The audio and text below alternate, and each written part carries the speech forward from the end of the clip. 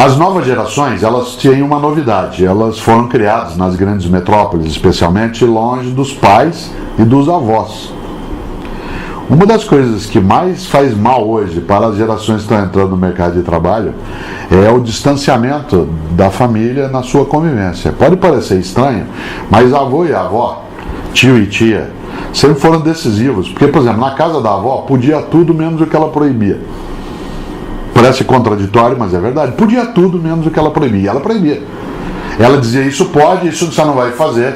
Havia uma certa noção de autoridade que não colidia, tal como colidia com os pais, porque estavam ali no dia a dia. Pedro Mandelli e eu lançamos um livro em 2011 chamado Vida e Carreira, um equilíbrio possível, em que a gente fala das novas gerações e ele diz uma coisa que é muito importante. Ele diz, os jovens hoje das novas gerações chegam na empresa mal educados. Ele não chega mal escolarizado, ele chega mal educado. Ele não tem noção de hierarquia, não tem paciência para processo e não tem muita persistência em relação a algumas coisas. Não é uma vítima, dele mesmo. Não é uma responsabilidade que ele tenha. Mas ele veio de uma sociedade em que houve um distanciamento entre os adultos e os jovens, entre os pais e os filhos, pelo horário de trabalho, pela distância nas grandes cidades. Portanto, esse jovem chega com dificuldade para ser educado nas relações. E aí eu estou falando de boa educação mesmo, não estou falando de escolarização. A empresa está tendo, diz o Mandelli com toda razão, está tendo que educar os que chegam. Educar significa ensinar para ele noções de hierarquia e para ele entender que a autoridade não é autoritarismo. Entender, e isso digo eu sempre, que desejo não é direito. Não é só porque eu quero, que eu tenho o direito. Que existe a necessidade de se compor um tempo de paciência, que é preciso ter paciência. Paciência não é lerdeza.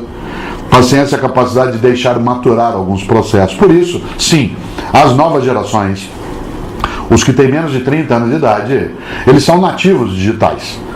E, portanto, eles estão habituados a um mundo em que faz parte do cotidiano dele a mobilidade, a instantaneidade, a simultaneidade e a velocidade. Isso significa que a regra básica é tudo agora, já ao mesmo tempo, junto.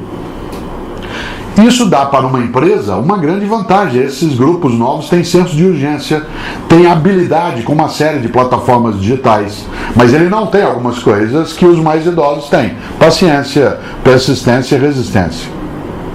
Só tem uma alternativa: juntar as gerações. Não é um choque intergeracional. Ele pode ser um choque se a empresa for tola. Mas um gestor de pessoas é aquele que, em vez de produzir o choque intergeracional, ele produz a junção intergeracional. E faz com que as competências distintas, que elas sejam concertadas. De novo, concertado com C. Um concerto das diversidades. Você quer coisa mais bonita do que uma orquestra em que um violino é concertado com um instrumento de percussão, em que um baixo-tuba vai junto com um fagote ou um oboé, e isso produz harmonia? Essa é a tarefa. Novas gerações são muito bem-vindas e precisam sê-lo.